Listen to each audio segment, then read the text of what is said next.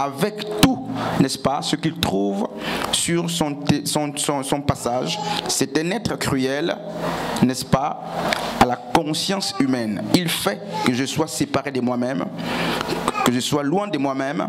Il est aussi l'absence de sensibilité. J'espère que quelqu'un comprend, n'est-ce pas, cette introduction. Il est l'absence de sensibilité. C'est un passage, n'est-ce pas, obligatoire pour tout le monde, et à son passage, le temps emporte tout. Passage où tout s'en va. Le vocable temps renvoie à un milieu indéfini et homogène où résident les êtres et les choses. Le temps est marqué par son caractère irréversible et par sa succession. C'est la durée finie et quantitative mesurable. C'est un système de référence qui permet de classer, n'est-ce pas, les événements d'après leur simultanéité et leur succession en leur attribuant un nombre, une date, une seconde, un mois, une année. Le temps incarne la corruption. Je remarque qu'on est calme, mais c'est bien qu'on reste calme. J'espère qu'on comprend ce qui se dit. C'est bien qu'on comprenne. Donc je disais que le temps incarne la corruption. C'est la corruption temporelle elle-même. Il me sépare de moi-même et divise, faisant pénétrer à moi la dissolution et la conscience de l'irréversibilité. Quand on parle de l'irréversibilité, il s'agit naturellement des événements ou du fait que les choses ne reviennent pas, les choses perdues.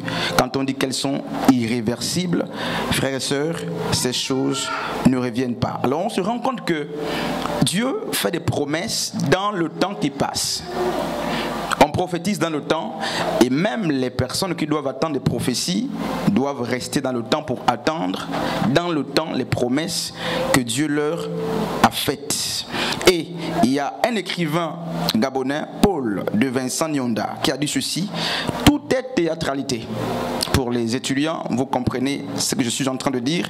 Et il a rejoint justement Blaise Pascal pour dire, mais tout ce qu'on fait, c'est du théâtre. Parce que, n'est-ce pas, tout disparaît. Amen. Amen. Et donc, si tout est théâtralité, la mort est donc l'horizon du temps humain ou de notre existence. Du coup, chaque seconde qui passe rapproche l'homme vers sa dernière demeure. Chaque minute qui passe, au-delà, n'est-ce pas, de la joie qu'on peut manifester, il nous faut une conscience collective pour comprendre que chaque instant que nous vivons nous rapproche, n'est-ce pas, sans aucun détour, de la tombe. Et si chaque minute, chaque semaine, chaque mois, chaque année qui passe nous fait vieillir, il nous faut prendre conscience que pour exister, il est important que nous laissions dans le monde qui nous a accueilli des œuvres. Parce que l'homme ne vit que par ses œuvres. Après vous, qu'est-ce qu'on retiendra de vous alors que vous ne serez plus là ? Est-ce que ce sont des disputes qui seront retenues? Est-ce que ce sont des châteaux qui seront retenus? Est-ce que c'est le ministère qui restera? Nous lisons Louis II, mais Louis II est mort parce qu'il a laissé une œuvre, mais nous parlons toujours de Louis II. Des hommes qui ont créé dans les consciences collectives ne meurent pas parce que l'œuvre, n'est-ce pas, fait vivre. Amen. Pourquoi? C'est comme si on était en train de faire un cours de philosophie. C'est pas un cours de philosophie. C'est pas un cours de philosophie. Et je voulais introduire le temps comme ça pour qu'on comprenne ce que c'est le temps. Donc le temps ne nous appartient pas, et beaucoup de sages l'ont dit dans l'Ecclésiaste 3, n'est-ce pas? Salomon a dit, il y a un temps pour tout. Et vanité des vanités, tout est vanité. Même les choses les plus luxueuses que nous pouvons avoir, la Bible nous apprend qu'elles disparaîtront. Les choses les plus belles que nous avons en notre possession, la Bible nous dit qu'elles disparaîtront. Même si vous êtes fiers de les avoir, le temps impose que les choses disparaissent. Je voudrais parler juste en 30 minutes, et là, je vais rester, n'est-ce pas, objectif avec ces 30 minutes-là. Nous sommes à midi pile. Je vais terminer à midi 30, peut-être même avant. Nous avons, n'est-ce pas, l'histoire du père de la foi, c'est Abraham, à qui, n'est-ce pas, le Seigneur fera la promesse de lui donner un fils alors qu'il était vieux en âge. Lui et sa femme, des matrices sont mortes, mais Dieu leur dit, je vous donnerai un fils. Il dit à Abraham, je te donnerai un fils. Et Abraham va commencer à se moquer, il va se lamenter, d'autant plus que ce dernier était avancé en âge. Mais Dieu, paradoxalement, vient, n'est-ce pas, promettre un fils à quelqu'un qui n'est plus naturellement capable d'avoir un fils. Dieu promet, semble-t-il, un enfant à Sarah, mais alors qu'elle est en âge, n'est-ce pas, de ménopause, très avancée, doublement ménopausée, c'est là que Dieu vient faire la promesse d'un enfant, justement la personne de Sarah. Et lorsque les anges étaient passés, annonçant ainsi, n'est-ce pas, à Sarah, la saison où elle devait avoir la promesse, pour les lecteurs de la Bible, vous comprendrez avec moi justement que Sarah a ri. Sarah a ri pourquoi? Parce qu'elle a considéré les facteurs naturels et elle s'est dit, avec ces facteurs naturels, avec la ménopause double que j'ai, à mon âge, comment ces envoyés de Dieu, donc des esprits. Les anges sont des esprits envoyés, mais tous les esprits ne sont pas des anges. Il faut qu'on fasse la différence. Donc les esprits envoyés, on les appelle des anges, c'est leur fonction. Et donc Abraham et sa femme vont recevoir quelques hommes, ils étaient 3, d'après le récit biblique.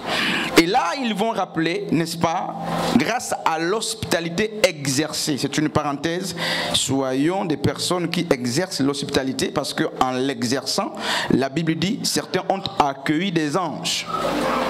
Faisons très attention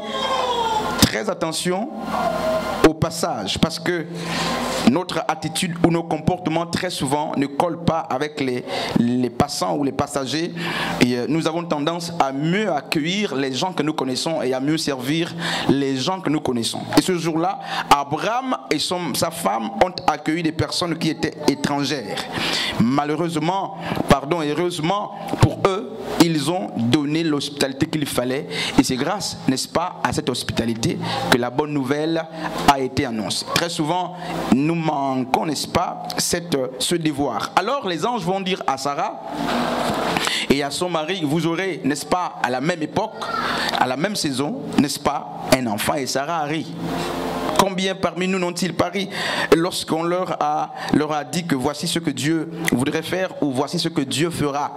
Les gens se sont considérés à juste titre tels qu'ils sont dans leur peau, avec leurs avoirs, leurs connaissances, et ils ont ri. Certainement tu ne ris pas comme Sarah a ri, mais le doute est une forme de moquerie. Qu'est-ce que la parole t'a annoncé? Si hier les hommes t'ont annoncé, n'est-ce pas, des promesses que Dieu voudrait accomplir avec toi, tu as ri, peut-être que tu ris aussi lorsque la parole prophétise sur toi, parce qu'en lisant les Écritures, Dieu aussi nous parle. Et tu ris. Voici la position que tu vas occuper demain, mais tu ris. Voici ce que tu deviendras demain, mais tu ris comme Bethléem avait ri lorsque la prophétie est sortie, 10 ans de Bethléem, et toi Bethléem, n'est-ce pas, Ephrata, toi la plus petite, parmi plusieurs ou des milliers, de toi sortira. Voilà, Bethléem a commencé à rire parce que Bethléem était une petite contrée et Bethléem s'est dit, je suis une petite contrée, il y a en face de moi des véritables contrées bien pavoisées avec, n'est-ce pas, une architecture qu'on ne trouve pas chez moi. Comment est-ce que c'est moi qui vais, n'est-ce pas, donner naissance au Messie? Effectivement, lorsque les temps furent passés, Yeshua, selon que le disait la promesse, est né à Bethléem. Et avec l'histoire d'Abraham, on apprend que le temps est passé. Dieu fait la promesse à Abraham et Abraham ne voit pas l'accomplissement de la promesse. Et parce qu'on ne voit pas l'accomplissement de la promesse, parce qu'il y a justement que plusieurs oublient que entre le temps de l'accomplissement, qu'on appelle le temps opportun, le temps marqué pour l'accomplissement des événements, et le temps de la prophétie, ou le temps qui a été saisi pour te faire la promesse, il y a aussi un autre temps parfois qu'il faut observer. Si certaines promesses de Dieu se réalisent d'une manière spontanée, s'il y a une certaine simultanéité entre, n'est-ce pas, le temps de la promesse ou de l'annonce de la promesse, pour certains, pour d'autres, il faut attendre. Il faut attendre son temps. Et qu'est-ce qui se passe? Son temps, on l'attend en vivant notre temps. Lorsqu'on attend sa saison, regardez une plante justement qui attend sa saison. La saison des plantes, c'est de porter des fruits. Et une plante qui attend sa saison, donc le temps marqué pour porter des fruits, qu'est-ce qu'elle fait? Mais elle continue, n'est-ce pas, de croître. Pourquoi? Parce qu'il faut qu'elle s'apprête pour donner des fruits. On n'attend pas d'une manière passive les promesses de Dieu. on n'attend pas, alors qu'on est assis, les promesses de Dieu. Il y a des gens qui ont reçu ces prophéties. Tu seras pasteur, tu seras évangéliste dans le temps, mais ces personnes attendent d'une manière passive les promesses que Dieu leur a faites. Alors qu'il faut attendre d'une manière active les promesses. C'est pourquoi Abraham rappelait tout le temps à Dieu, mais où est la promesse? Le temps passe, et qu'est-ce qui se passe? La Bible nous apprend que Sarah avait une servante qu'on appelle Agar. Et Agar signifie aussi fuite. Agar était la servante de Sarah, aux côtés d'Abraham, son époux, donc l'époux de Sarah. Et parce que la promesse tarde, alors Sarah va dire à sa femme, n'est-ce pas? Et je vais poser la question à Saint-Tiche, à Diel aussi. Alors, Sarah va dire à Agar d'avoir une relation avec justement, avec son mari, à Edna aussi, pour qu'un enfant naisse. Voyez, homme de Dieu, les gens se précipitent, ne pouvant pas, n'est-ce pas, voir l'accomplissement de la promesse de Dieu. Et comme nous, les gens s'agitent, on aime s'agiter. Et très souvent, lorsqu'on s'agite, qu'est-ce qui se passe?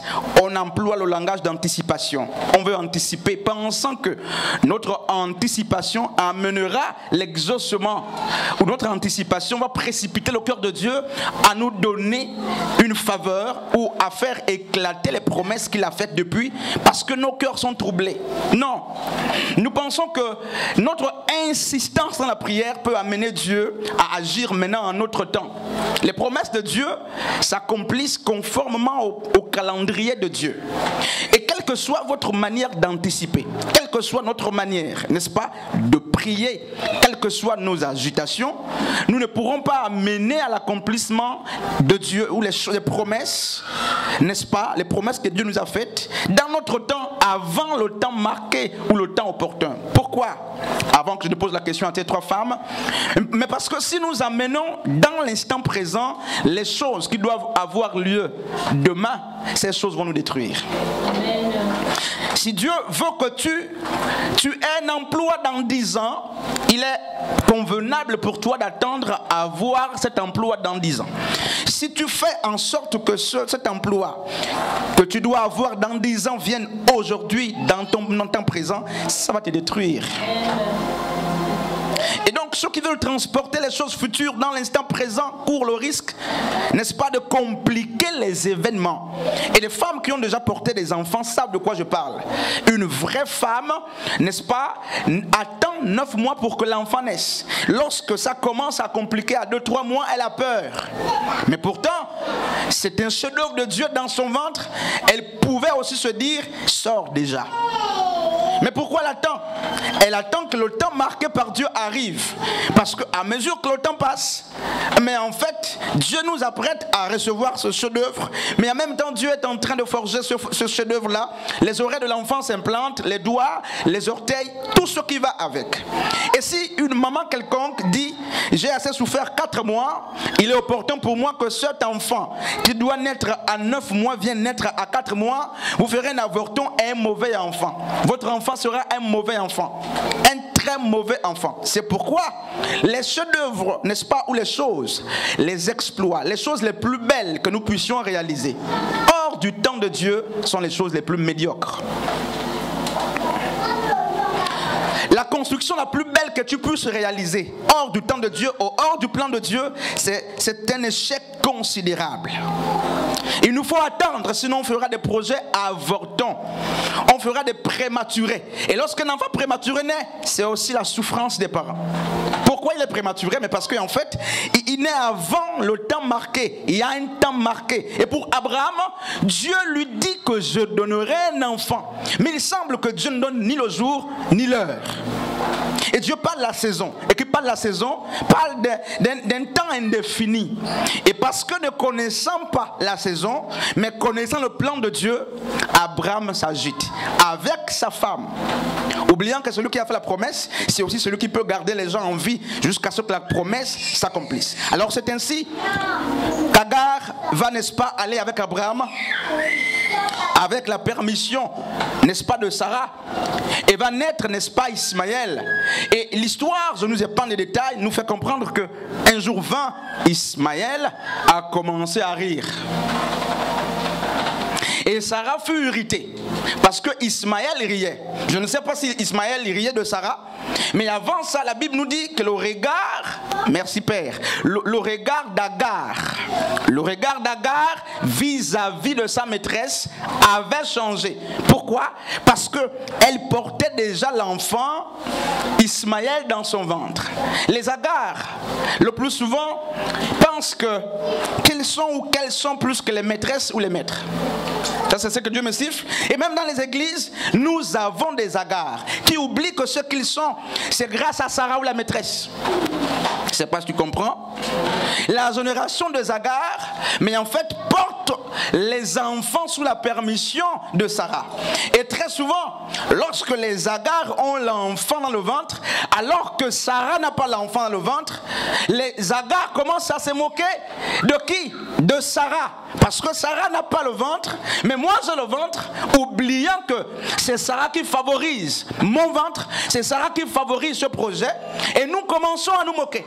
C'est comme des chantres que d'autres forment. Lorsqu'ils excellent, ils commencent à minimiser les maîtresses. Les prédicateurs qui excellent, lorsqu'ils excellent, ils commencent à minimiser les pères. Lorsqu'on a lu Josué chapitre 1 à partir du verset 1 à 2, qu'est-ce que vous remarquez? Mais en fait, ce livre est consacré à Josué. Moïse est mort. Mais le verset 1 nous fait comprendre ceci, que le premier nom employé dans le livre de Josué, c'est lequel? Moïse. C'est le livre exclusivement réservé à Josué. C'est l'histoire de Josué qui commence. Moïse est en train de partir. Il est parti. C'est le livre de Josué. Mais on aurait dû commencer avec Josué pour montrer justement son appartenance au livre, ou l'appartenance du livre à Josué. Mais l'auteur fait bien de commencer le livre de Josué par Moïse. Comme pour dire, même quand il s'agit de ta propre histoire, il ne faut pas oublier les maîtres. Il ne faut pas oublier le chemin qui t'a amené là. Moïse est donc dans l'histoire de Josué. C'est pourquoi le livre de Josué commence par Josué, serviteur de Moïse. Moïse est mort. Moïse est mort. Le premier nom dans le livre de Josué, c'est le nom de Moïse. Agar, arrête de te moquer de Sarah. Enfant, arrête de te moquer de ton tuteur. C'est lui qui fait de toi ce que tu es. Le ventre que tu portes là, c'est Sarah qui a dit à Abraham, donne-lui cet enfant. Maintenant, comment tu peux te moquer de Sarah? Fais très attention. Et ajouter, Abraham a fait Ismaël qui va troubler sa vie. C'est l'œuvre, n'est-ce pas, issue de l'impatience ou du fait, n'est-ce pas, que nous n'avons pas attendu, n'est-ce pas, le temps marqué. Et cet enfant a troublé la famille d'Abraham. Parce que, attendant ou patientant la promesse de Dieu, il n'est pas resté actif, il n'est pas resté silencieux, mais en fait, il s'est agité. Vous avez vu, dans nos vies, on a connu parfois 5 femmes, 6 femmes, 7 femmes. Mais on sait qu'on va finir quelque part. Mais avant de finir, on a déjà connu plusieurs, parfois. Et qui parfois, certaines viennent avec des maladies, avec des comportements qui nous troublent pour l'élu futur. Et quand il arrive, il devient donc quelqu'un qui subit les comportements, qui subit les humeurs, qui subit les trahisons. Mais en fait, ce sont des douleurs que tu as eues lorsque tu n'as pas attendu le temps de Dieu. Donc tu as connu 2 femmes, 3 femmes, 4 hommes, 2 hommes, qui t'ont modifié, modélé. Et désormais, celui qui arrive, tu le traites même mal. Parce que en fait, c'est pas ce que tu es, mais tu as le souvenir de 2 autres qui étaient hier avec toi. Semble-t-il, tu dis, ils m'ont formé. Je ne suis pas nouveau, je ne suis pas nouvelle. Une mauvaise expérience. Et voici que l'innocent est en train de subir. L'innocent est en train de vivre les tourments. Et l'enfant de la précipitation est la marque, n'est-ce pas, de l'impatience. Qu'est-ce que tu as eu lorsque tu n'as pas respecté le temps? Lorsque tu n'as pas attendu le temps? Il y a des choses qu'on peut avoir et il semble qu'elles peuvent nous réjouir, mais elles nous réjouiront certainement pour un temps. Surtout lorsque ces choses viennent avant le temps de Dieu, ou le temps prévu par Dieu, ou lorsque ces choses sont, n'est-ce pas, arrivées hors la volonté de Dieu. Ne te réjouis pas pour une demeure que tu as bâtie avant le temps de Dieu. Elle va s'écrouler. Ne te réjouis pas très vite pour une chose que tu as transportée dans le futur pour l'amener dans ton présent. Ça va te détruire. Laissez que le temps passe pour qu'on soit formé. Amen. Laisse que le temps passe. Et à mesure que le temps passe, travaille pour, n'est-ce pas, avoir des dispositions de sorte que tu accueilles bien, n'est-ce pas, la future promesse que Dieu a faite. Et j'aimerais rappeler au passage que ceux qui attendent doivent se rassurer d'une chose, qu'ils ont reçu la promesse. On n'attend pas ce qui est, n'est-ce pas, spécifique ou particulier d'une manière collégiale. Il y a des promesses qui sont individuelles, même dans l'église, et elles ne peuvent être attendues que par l'individu à qui les promesses s'adressaient. Il y a des gens qui attendent parce qu'on a lu dans la Bible une histoire particulière qui s'adressait à Israël, à qui le Seigneur aurait fait une certaine promesse, et les gens ont pris le contexte pour coller à leur propre vie. Toutes les promesses ne sont pas forcément pour vous. Connaissez les promesses que Dieu vous a faites, et rassurez-vous des promesses que Dieu vous a faites, et disposez-vous pour les attendre. Sinon, on fera de Dieu un menteur. Ésaïe 40, 31 dit ceci: mais ceux qui s'attendent à l'Éternel renouvellent leur force. Regarde, il y a quelque chose que Dieu me siffle. Quelqu'un connaît le texte qui parle justement de Matthieu, de Pierre sur les eaux, là. C'est quel texte? Les anciens. Alors pendant que je vais expliquer, les anciens nous ressuscitent ce texte. Alors ils sont dans la barque, Jésus est loin sur les eaux. Dès que je termine, n'est-ce pas, l'épisode, je demanderai aux anciens de me fournir ce texte. Pierre sur les eaux. Ils sont dans la barque, tout d'un coup, ils constatent que le Christ est sur les eaux en train de marcher. Et qu'est-ce qui se passe? Pierre va dire: si c'est toi, appelle. Commande que je vienne. Pierre parle alors qu'ils sont dans la barque ensemble. Tous. Et le Seigneur va dire: viens. Il n'a pas dit venez. Il dit viens. Et alors que Pierre se lève pour aller vers celui qu'il a appelé, la Bible dit qu'il va commencer, n'est-ce pas, à s'écrouler, à se noyer. Et qu'est-ce qui se passe? La Bible, l'histoire nous apprend que alors qu'il se noyait, il va appeler au secours. À qui? À celui qu'il a appelé. Je vais reprendre l'histoire. Ne soyons pas distraits parce qu'on cherche le texte. Jésus marche sur les eaux. Et Pierre veut faire comme lui. Au départ, ils se sont dit c'était un fantôme. Mais en fait, Pierre comprend que c'est Jésus. Et qu'est-ce qu'il dit? Si c'est toi, Seigneur, ordonne que je vienne. Alors Jésus va dire à Pierre: viens. Mais Pierre ne peut pas marcher sur les eaux. Mais dans le fait que Christ dit viens, il a disposé la mer à accueillir, n'est-ce pas, la personne de Pierre. Les eaux ne pouvaient plus avaler Pierre parce qu'il y avait l'appel de Dieu, de Christ, de Yeshua. Et Pierre sort de la barque, il pose le pied une fois, deux fois, trois fois. Quelque temps après, l'apôtre Pierre il est en train de se noyer. Et l'apôtre Pierre remarque qu'il lui est opportun et favorable, non pas de s'adresser à ceux qui sont restés dans la barque, mais parce que l'appel ne venait pas de ceux qui étaient restés dans la barque. Il était bien pour lui de demander le secours auprès de la personne qu'il a appelée. Emma Marcel. Et les autres apôtres observaient, ils ne se sont pas levés avec l'apôtre Pierre, parce que le maître n'a pas dit venez. Jésus a dit viens. Un appel particulier. Et Pierre s'est levé. Et il est parti. Et alors qu'il était en train de subir, il va tout de même demander secours auprès de la personne qu'il a appelée. Je suis en train de dire ceci à quelqu'un. Si tu rentres dans l'appel de Maman Anne, tu tomberas. Si un autre apôtre se levait pour aller dans l'appel de Pierre, il devait se faire mal. On ne rentre pas dans l'appel d'autrui. Christ aurait dû dire venez. Mais il dit viens.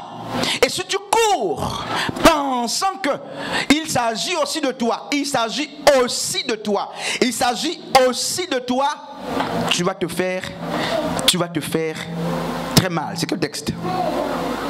Matthieu 14, verset 22 à 30. Merci.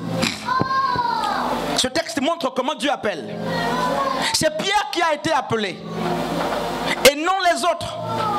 Ils sont restés assis.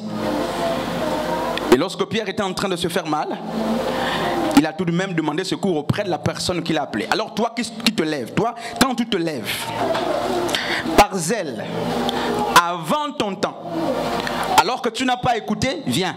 Quand tu te lèves, quand tu vas t'écrouler, qui est-ce que tu vas appeler au secours?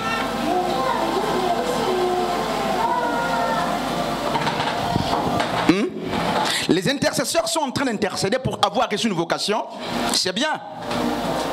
Mais quand tu te lèves pour rentrer là, si Dieu ne t'a pas appelé, quand tu vas t'écrouler, tu vas appeler qui? Eux, ils vont appeler celui qui les a appelés, comme Pierre a appelé Jésus, sauve-moi.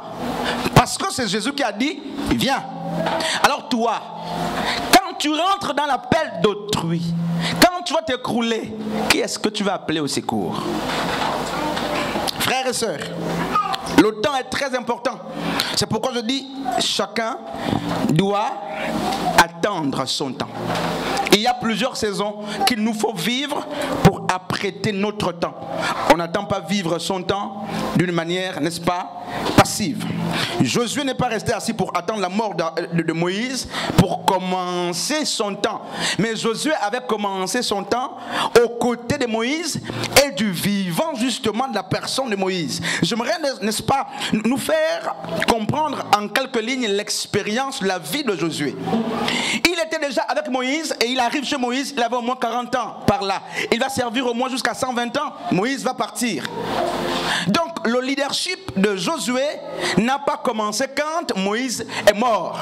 Il était déjà aux côtés de Moïse et il observait plusieurs fois Moïse, comment il faisait. Un jour, les Amalécites attaquent, n'est-ce pas, Moïse et son peuple. Alors Moïse va dire à Josué, va dans la vallée combattre et laisse-moi aller sur la montagne adorer. Moi j'aime beaucoup cette histoire parce qu'elle est très instructive et je crois qu'elle peut nous faire, elle peut aussi faire, n'est-ce pas, office d'un enseignement, surtout chez les intercesseurs. Moïse dit à Josué, va au front, mais moi je m'en vais prier. Et Moïse était en train de lever l'autel, Josué était en train de combattre et la Bible nous dit, tous sont tombés au tranchant l'épée de Josué. Et quand Moïse sort, Josué a dit, mais ils ont été vaincus. Mais Moïse va rappeler à Josué que la victoire que tu as eue, parce que là, au lieu de l'Holocauste, Moïse va l'appeler l'Éternel est ma bannière. J'aime cette histoire, frères et sœurs. Les deux corps étaient séparés, mais c'était un pour le combat, l'autre pour la prière. Mais en fait, Josué pouvait se vanter d'avoir vaincu l'adversité. Il me reste 5 minutes. Mais Moïse va rappeler à Josué, mais en fait, non, tu n'as pas gagné avec ton épée. C'est avec les holocaustes, c'est avec la prière qu'on remporte les victoires. Un jour, avant de finir, les deux aussi descendent la montagne et Josué va écouter des bruits.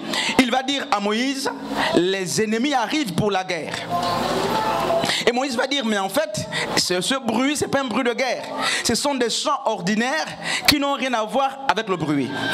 Là, Josué n'est pas encore leader, mais il apprenait déjà aux côtés de Moïse. Josué, qui avait du mal à discerner les bruits du combat et les bruits de chants, apprenait à faire la distinction auprès, n'est-ce pas, de la personne de Moïse. Frères et sœurs, le temps doit nous façonner. Et si nous restons focalisés sur le temps et non sur les objectifs, le temps nous emmènera avec lui. J'aime l'histoire du figuier et je crois que je vais chuter par là. L'histoire du figuier justement est connue par presque tous les chrétiens du monde. L'histoire du figuier nous apprend que Jésus avait faim parce que c'était aussi un homme. Jésus a faim et de loin il aperçoit un figuier. Et chez les Juifs, quand vous faites justement l'étude des plantes, vous comprendrez que le figuier, pour qu'on l'aperçoive de loin, il faut qu'il ait quand même grandi. Mais en fait, le figuier fait partie des plantes qui donnent les bourgeois, les fruits avant les feuilles. Naturellement, si on voit les feuilles du figuier qui est censé avoir des fruits avant les feuilles, c'est qu'il y a des fruits quelque part. Le figuier ne donne pas de feuilles avant les fruits. Il donne les fruits, ensuite les feuilles viennent. Mais si de très loin le Christ voit, n'est-ce pas, les feuilles du figuier, Christ connaissait les plantes, il a su tout de suite que si je vais vers ce figuier, je trouverai des fruits. D'autant plus qu'on ne peut pas voir des feuilles chez cette plante sans avoir vu, n'est-ce pas, des fruits. Il est venu pensant justement manger parce qu'il avait faim. Malheureusement,